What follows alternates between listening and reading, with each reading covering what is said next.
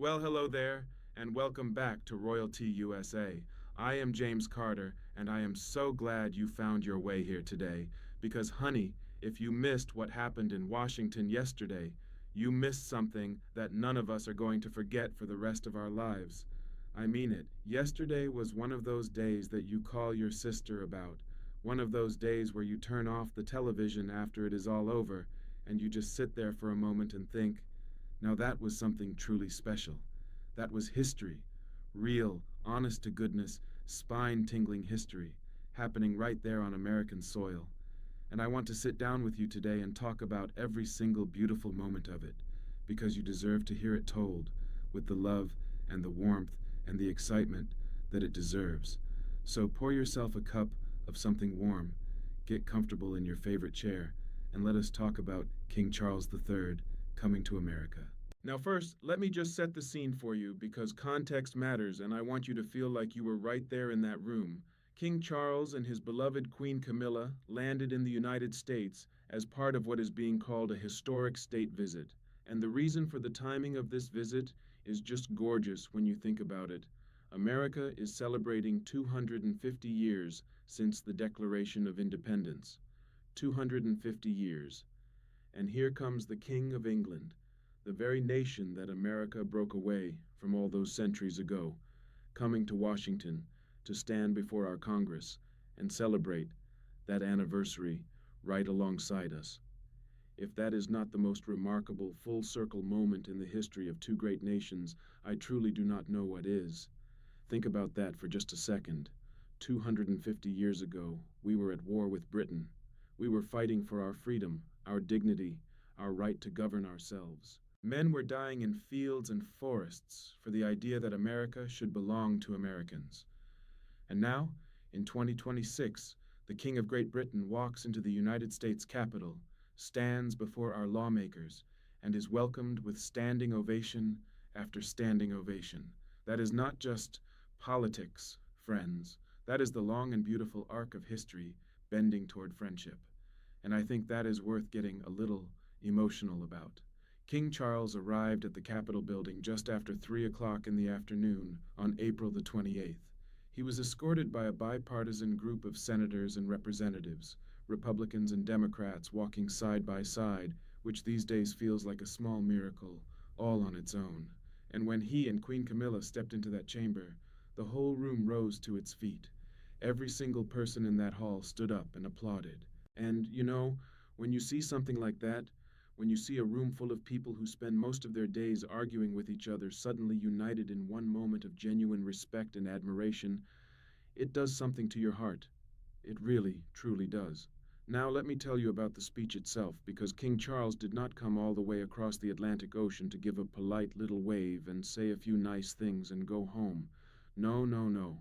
This man came to speak, and speak he did. For nearly 30 minutes, he held that entire chamber completely captivated. And friends, this was only the second time in all of history that a British monarch has ever addressed the United States Congress.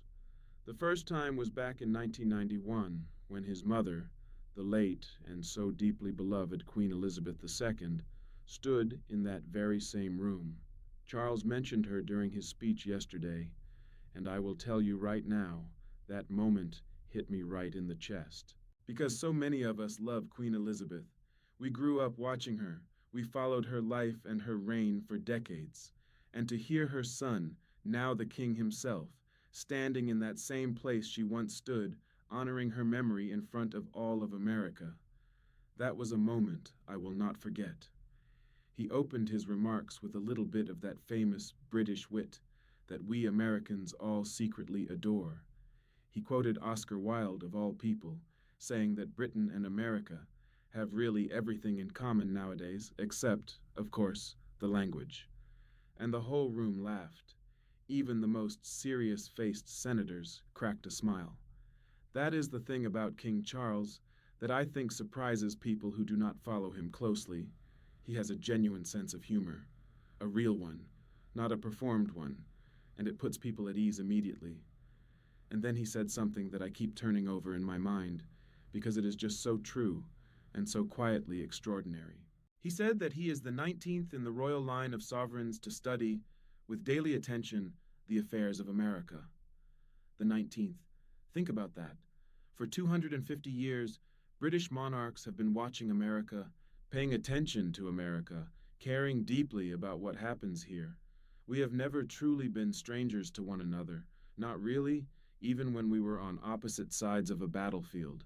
He talked about the Declaration of Independence, which is just so fitting given this anniversary year, and he said that from the bitter divisions of 250 years ago, the two nations forged a friendship that has grown into one of the most consequential alliances in human history, and I believe that with everything in me, James Carter believes that because I have lived long enough to see what that alliance truly means. I have seen it in the history books and in the news and in the stories that my own parents used to tell around the dinner table. Found Britain and America standing together through the darkest chapters of the 20th century and beyond. There is something sacred about that bond, something that goes deeper than governments and treaties and political agreements, and King Charles understands that in his bones. But here is where the speech got really interesting, and I want you to pay close attention now, because Charles did something quite brave yesterday. He did not just come here to compliment us and go home. He came here to say some things that needed saying, with the grace and the dignity that only a king can really pull off. He stood before Congress and he talked about NATO. He talked about the absolute importance of the alliance between democratic nations, and he made very clear that Britain is holding up its end of that bargain. He mentioned that the United Kingdom has committed to the biggest sustained increase in defense spending since the Cold War, the biggest since the Cold War, cold. And he reminded every single person in that room that when America needed her allies most, after the devastating tragedy of September the 11th, 2001, Britain answered the call without a moment's hesitation. He said, and these words stayed with me long after the speech was over, "Your pain and shock were felt around the whole world. We answered the call together, as our people have done for more than a century, shoulder to shoulder, shoulder to shoulder." I got chills, friends, genuine chills, because that is exactly what it was. That is exactly what it still is. And he also announced that he and Queen Camilla will be traveling to New York City to visit the September 11th memorial, to pay their personal respects to those we lost on that terrible day. The 25th anniversary of 9/11 is coming up this September, and the fact that the King of England will stand at that memorial and bow his head for our fallen, that means more than words can really say. He spoke about Ukraine as well, and this is where some of the most powerful and electric moments of the entire afternoon unfolded. Charles called for continued support for Ukraine and her, and I love the way he phrased this, her most courageous people. He said that the same unyielding resolve that the United States and the United Kingdom showed through World War II, through the Cold War, and after 9/11, that same resolve is needed right now, today, for the defense of Ukraine. And when he said those words, the entire chamber rose, Republicans and Democrats on their feet together, clapping together, for one brief and shining moment, united in the belief that standing up against aggression and standing up for freedom still means something in this country. That moment, I have to tell you, gave me genuine hope in a time when hope sometimes feels hard to hold on to. Now I want to talk about something that made me smile from ear to ear, because not every moment of this visit was heavy and serious and weighty. There was a moment of pure, warm, delightful human joy that happened earlier in the day, before the state dinner, and I think it tells you everything you need to know about who King Charles really is as a person. He met with a group of America's biggest names in technology over at Blair House. People like Jeff Bezos, the founder of Amazon, and Jensen Huang from NVIDIA, and Tim Cook from Apple, the biggest players in Silicon Valley, all in one room with the King of England. And do you know what Charles and Bezos ended up talking about? They talked about saving the Amazon rainforest, the actual rainforest, not the company. And then Charles, with what I imagine was genuine curiosity, asked Bezos how on earth he managed to found one of the largest and most powerful companies in the entire history of the world. And Bezos told him the real story about getting rejected over and over again, about investors passing on him, about how almost nobody believed in what he was building at the beginning. And do you know what King Charles said in response? He compared the people who passed on investing in Amazon to the publishers who turned down Harry Potter. Is that not just the most wonderful thing? The King of England standing there with tech billionaires worth hundreds of billions of dollars, cracking Harry Potter jokes, and being genuinely, authentically curious about how an ordinary man built something extraordinary from nothing. There is something so refreshingly real and human about that, and it made me love him a little bit more. And then, oh then, came the state dinner. Now I need you to understand just how significant and how rare and how utterly spectacular this occasion was. A white tie state dinner at the White House is an extraordinarily uncommon event. The last time one was held was nearly 20 years ago, when Charles's own mother, Queen Elizabeth, visited President George W. Bush back in 2007. White tie, friends, not black tie. White tie. That is the most formal, the most elegant, the most magnificent dress code that exists anywhere in the world of official ceremonies. And the East Room of the White House was transformed into something absolutely breathtaking for the occasion. Queen Camilla was stunning. First Lady Melania Trump was the picture of elegance. The room was filled with 120 guests, political heavyweights, tech leaders, media personalities, all gathered together for one of the most glamorous evenings Washington has seen in decades. And when everyone was finally seated and the evening truly began, President Trump stood up and said something that made the whole room erupt in warm laughter and made the king himself glow with quiet, dignified pride. He gestured at Charles and said, "He made a great speech. I was very jealous."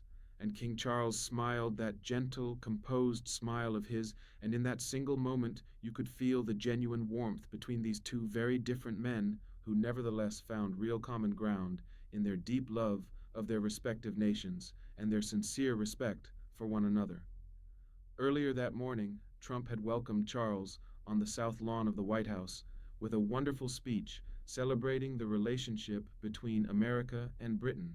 He spoke about his own mother's deep ties to the United Kingdom, and he paid tribute to the late Queen Elizabeth as well. He said he has tremendous respect for the royal family, and you could hear in his voice that he genuinely meant every word. Whatever your politics, whatever your preferences, whatever side of any argument you typically sit on, watching the President of the United States and the King of England standing together on the south lawn of the White House with the flags of both nations flying in the April breeze and the national anthems playing out across that beautiful lawn. That is something that lifts you completely out of politics and into something much larger. That is just two great nations recognizing one another, honoring one another, and choosing friendship and shared history over everything else. And the gifts they exchanged, James Carter is a sucker for a meaningful gift, and these were beautiful. President Trump gave King Charles a custom-framed facsimile of a letter written by John Adams all the way back in 1785. John Adams, one of our founding fathers, one of the brilliant and passionate men who helped write the very Declaration of Independence that we are celebrating this year. The symbolism of that gift is just breathtaking when you sit with it. The American president giving the British king a letter from the man who helped declare independence from Britain. It is almost poetic. And in return, King Charles presented Trump with the original bell from a British Navy submarine, and not just any submarine, a submarine named HMS Trump, which served with distinction during the Second World War and played a significant role in the Pacific Campaign. Charles said he was delighted to present the bell as a personal gift, and that it stood as a testament to the shared history and the shining future of both nations. HMS Trump. I mean, you simply cannot make things like this up. Truth is always more interesting than fiction. There is so much more to this royal visit, and it is still continuing even as I speak to you today. King Charles and Queen Camilla are making their way to New York City, where they will visit the September 11th memorial, and they will also spend time in Virginia before the trip is complete. But yesterday was truly the crown jewel of it all, no pun intended. Yesterday was the day that a king stood before the American people through their elected representatives in Congress, and reminded us of something we sometimes forget in all the noise and the speed and the worry of modern daily life. He reminded us that we are not alone in this world, that we have friends, old friends, deeply tested friends, friends who have stood beside us through 2 world wars and a devastating terror attack, an economic collapse, and every kind of darkness you can possibly imagine. Friends who, 250 years after a revolution that by all rights should have made us permanent enemies, still choose, actively, deliberately, with full hearts, to call us their closest and most cherished ally in the world. I think about all of us here who grew up watching the royal family from across the ocean. I think about those of us who stayed up in the middle of the night to watch royal weddings on a small television in our living rooms, who felt a real and genuine pang of grief when Princess Diana was taken from this world far too soon, who watched young Charles grow from a boy into a prince, and then into a father, and then into a man, carrying a weight of public expectation that would have crushed most people, who watched him navigate heartbreak and controversy and loss with as much grace as any human being realistically could, and who have now watched him step into the role of king, following a mother who was literally one of the most beloved and admired figures in the entire history of the modern world. He has carried that impossible inheritance with real dignity, with genuine purpose, and yesterday, standing before the United States Congress in his pinstripe suit and his light blue tie, speaking with passion and conviction about democracy and freedom and the unbreakable bond between two peoples, separated by an ocean but united by everything that truly matters, he made his mother proud. I believe that completely. Wherever Queen Elizabeth is watching from, she was proud of her son yesterday afternoon. And I will tell you one more thing, and then I will let you go. Watching all of this unfold yesterday, James Carter felt proud. Proud to be an American who lives in a country that can look across that wide ocean at an old friend and say, we have been through a great deal together, haven't we? We have disagreed and argued and driven each other absolutely crazy at various points across 2.5 centuries. And through every single bit of it, we have always come back to one another, because that is what real friendship looks like. That is what a genuine alliance built on shared values and shared sacrifice and a shared belief in the dignity of every human being actually means in practice. It endures. It survives the disagreements and the political tensions and the passing of decades and the changing of governments. It endures because it is rooted in something far deeper than policy or convenience or strategic calculation. It is rooted in the heart. So that is the story, my friends. That is what happened in Washington on April the 28th, 2026. That is the story of an extraordinary day that will be written about in history books, that our grandchildren and great-grandchildren will read about someday in school and feel a quiet swell of something they might not even be able to name. That feeling of being part of something larger than yourself, something that has been going on for centuries and will go on for centuries more. King Charles III, the King of Great Britain, stood before the United States Congress and told us that the friendship between our two nations is more important today than it has ever been in 250 years. And this is James Carter, and I believe him. Thank you so much for spending this time with me today here on Royalty USA. If this is your very first visit to this channel, welcome home. This is a place where we talk about the royal family with genuine love and real curiosity and the kind of enthusiasm that only people who have been following these remarkable lives for many, many years can truly understand. There is no pretension here. There is no complicated analysis or political agenda. There is just me, James Carter, and you, and a good hot cup of royal tea shared between friends. If you enjoyed today's conversation, please give this video a thumbs up. It truly helps more people find us, and share it with a friend or a neighbor or a family member who loves the royals as much as you do, because everybody deserves to know about a day this special. And please subscribe to Royalty USA, because we are just getting started, and there is so much more to talk about, so much more tea to pour, and I would love for you to be here for all of it. Until next time, God save the king, and God bless America. You take good care of yourselves now, darlings. James Carter will see you soon.